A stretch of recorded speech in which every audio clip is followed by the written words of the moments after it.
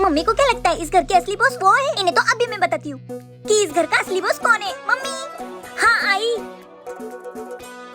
अब मजा आएगा ना। पता नहीं कहाँ से आवाज मार रही थी, छोड़ो सब्जी बन गई होगी। इतना सारा नमक, खुशी। अब पापा के मजे लेती हूँ।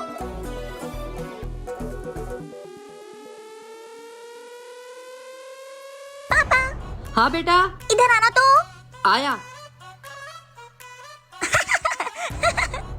मजा आया गिर के। पता है तुम्हारी बेटी ने आज क्या किया? पता है, सुबह से वो मुझे भी परेशान करी जा रही है। तो बताओ क्या करूँ तुम्हारी बेटी का? मेरे पास एक प्लान है।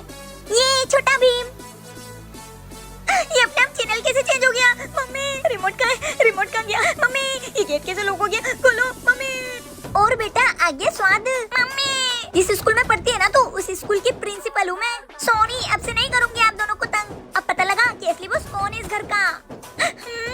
सही कहा ना मैंने? भैया और भाभी के लिए लाइक करो, फॉलो करो।